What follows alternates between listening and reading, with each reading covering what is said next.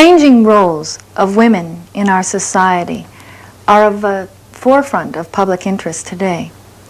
Political achievements, for example, which once would have been impossible dreams of women of the past, are today a reality. But true appreciation of what we are today comes with an understanding of who we were before. Many of the women of early Michigan were very strong and courageous. Luckily, some of them wrote diaries. All of the songs that I have written are based on diaries, speeches, and stories collected from the oral tradition. Please keep that in mind. Many of the lyrics are the actual words of each of the women. The first song that I would like to sing to you is called The Diary of Mary Wallace. Mary Wallace was 24 years old when her husband was called to fight for the Union Army. She had 2 young children and a very young farm that she was left to manage. She did a couple of unusual things. She got her picture taken for the first time in her life. And it's a lovely picture of she and her 2 children, something to give to her husband to keep close to his heart. And she took the train to Dowagiac, Michigan, to see her husband for perhaps the last time. And she kept a diary.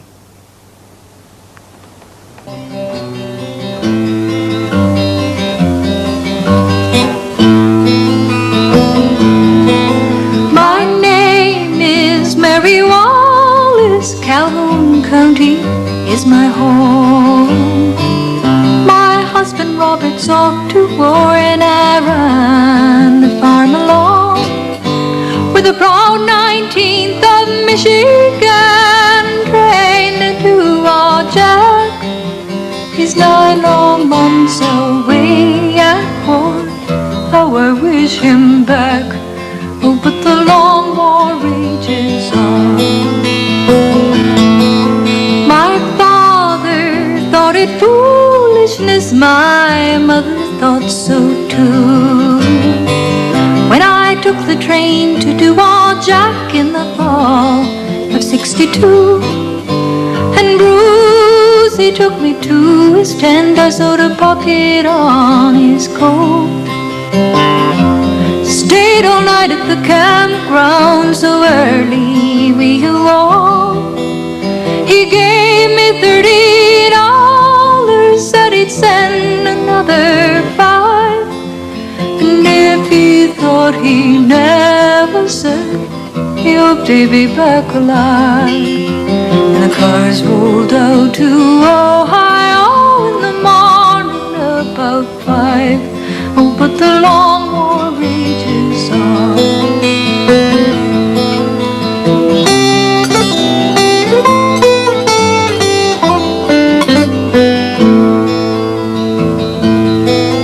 Dear diary, I write to you these minutes that I found. I gathered wood and done the chores, getting ready to turn the ground. Turn Harrison's pigs from the cornfield, fix the fences all around, and watch my young son run and play. The sun was going down. Oh, but the long war rages on. It's my first spring, so many things I've never done before. I know I'm not the first woman alive seen her man go off to war, but the summer nights are coming and I will lie alone. The worrying, it troubles me, I never would have known. I'm trying hard, but Bruce, my dear, how I wish you home. Oh, but the long war rages on. The papers tell of battles and brave women who are there, like Major Pauline Cushman with her curly chestnut hair, or Lansing girl, they say that she's run away away from home, dressed up like a man divine and marching right along. But me, I'll stay and work the farm, fight my wars alone. Oh, but the long war rages on.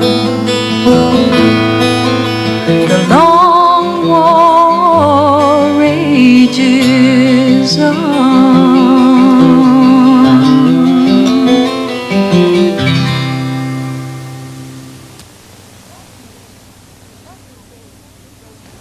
Catherine Gage wrote an account in 1851.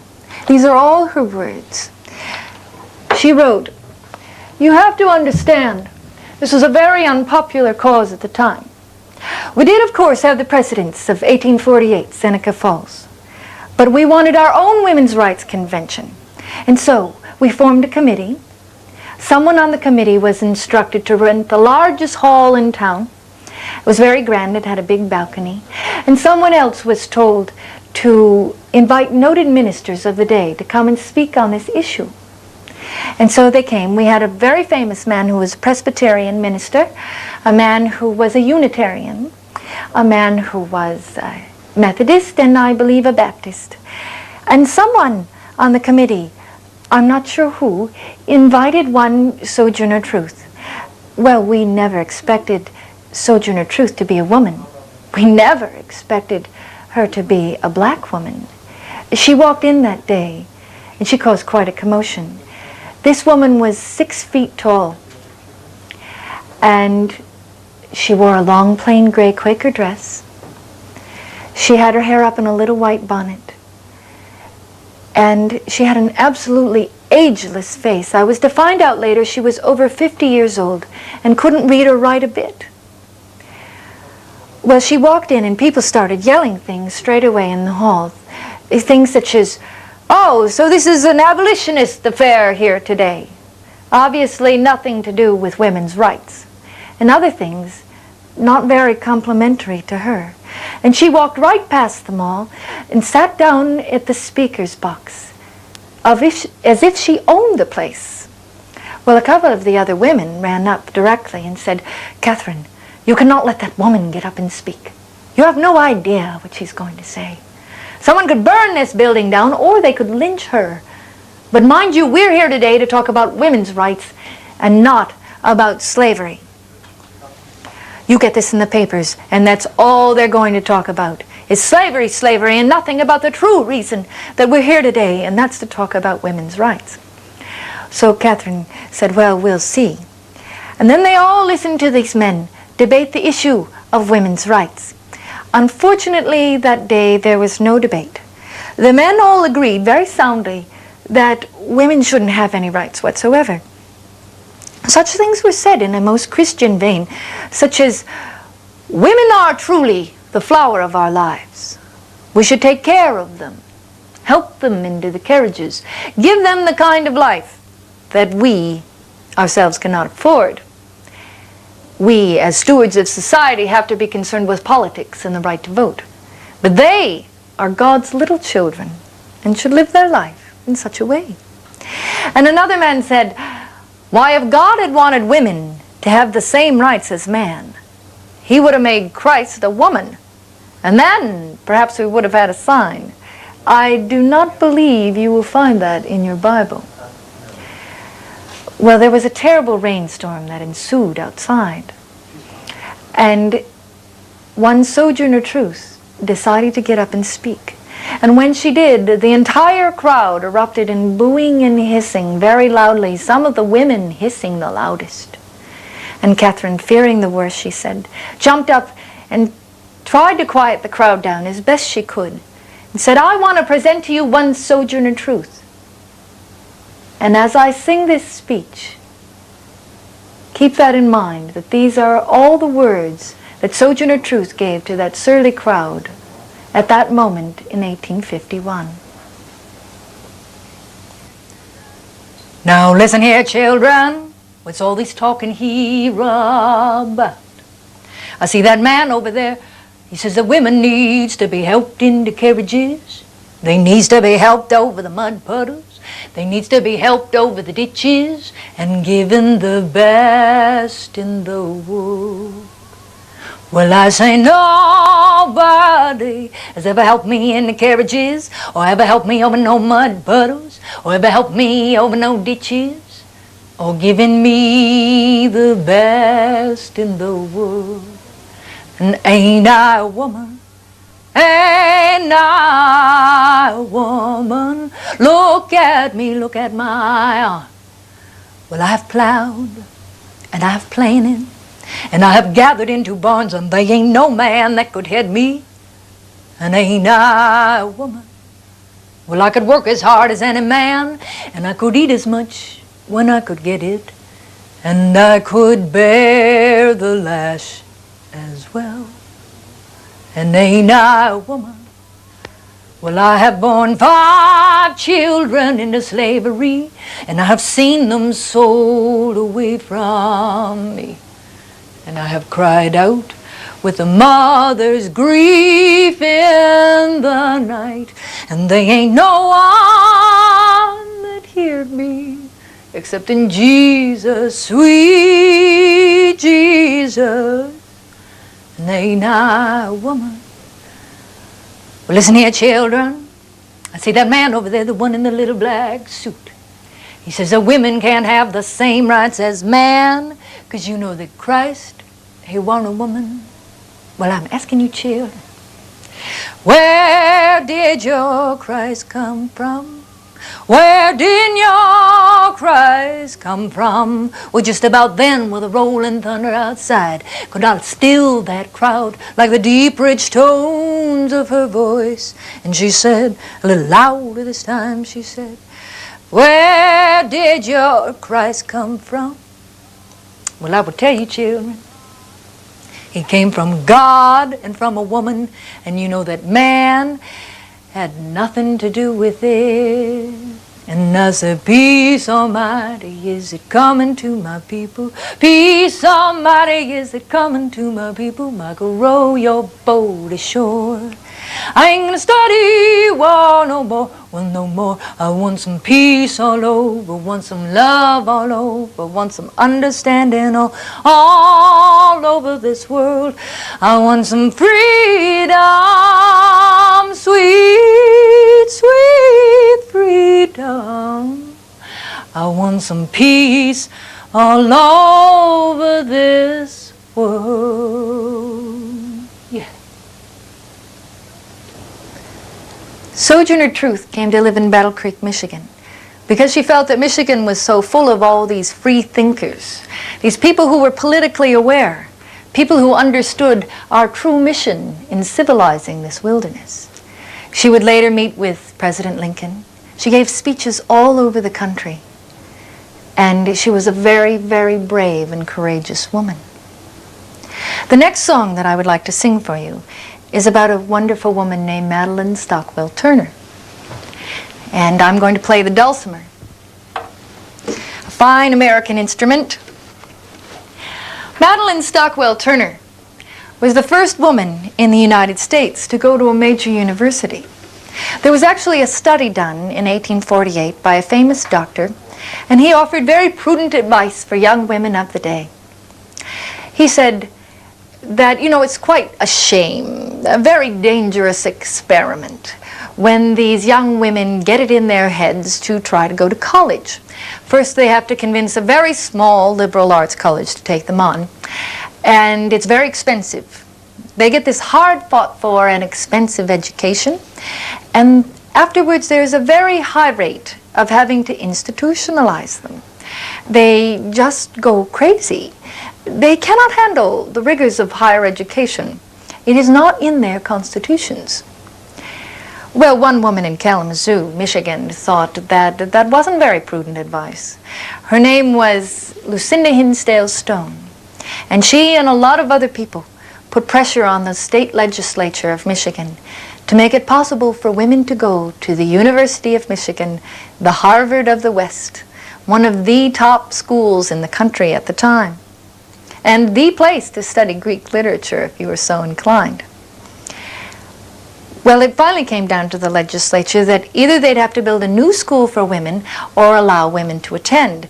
I'm thinking, how many women would possibly want to go to the university? They decided to try one. And that one woman, one Madeline Stockwell Turner, was the very first woman to attend.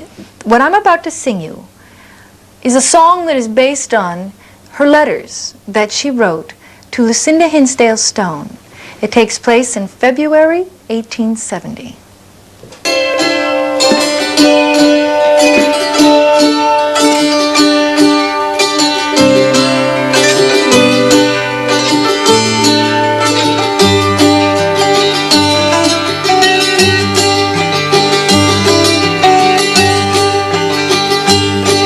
Lucinda, dear Lucinda Stone, my teacher and my friend, rode all the way on the train that day with a letter in her hand.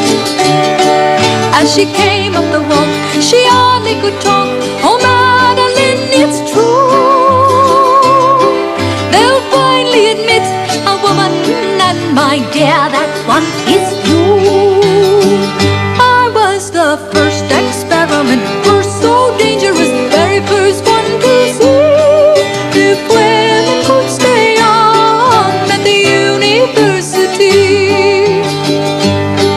My examinations were dreadful, very long and very severe, and some of it was senior study. I was lucky I read it last year.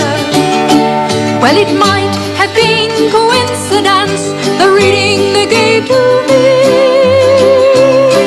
was to translate a passage from the play Antigone.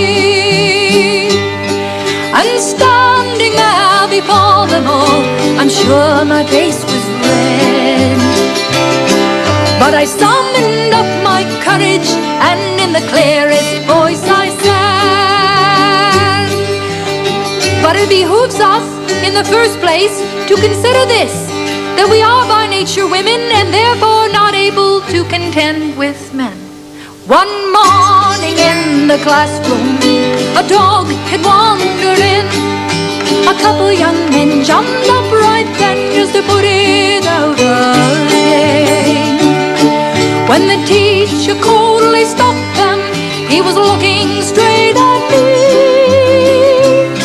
He said the dog has rights like anyone to this university. I was the first experiment, first so dangerous, very first one to see if women could stay on at the university.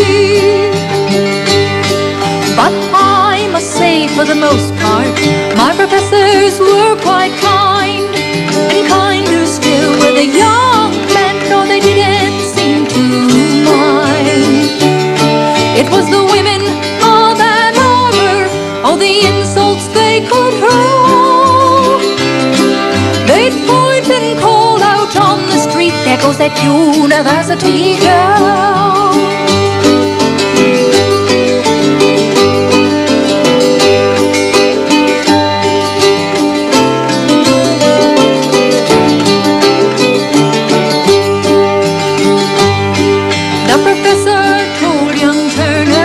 He'd be sitting next to me. Well, I'll behave like a gentleman, sir. I'll not sit by any girl, please. Well, it's true, he's sitting next to me, and it looks like he just might go ahead and sit by me for the whole and the rest of his life. I was the first experiment, first so dangerous, very first one to see if women could stay on at the university. Well, it didn't take long, 2 short years, I earned my degree, and many women followed at the university. Somehow we knew some dreams come true, so choose them carefully. May each of you go and find your dream and make it reality.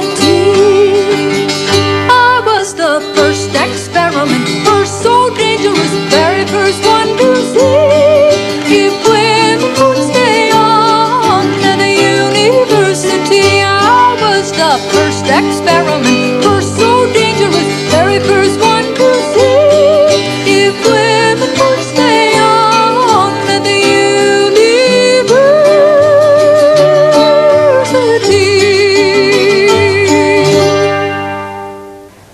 You've just heard 3 ballads about 3 very different women, all of them courageous in their own way. When you learn about history through a series of facts or dates or presidents of wars, sometimes you're going to lose a lot of the understanding of the fabric of our society. Many times I think it's those personal stories that are the most inspiring, and I think all of us today can use a little bit of inspiration. I hope that these songs have been as inspiring to you as they are to me.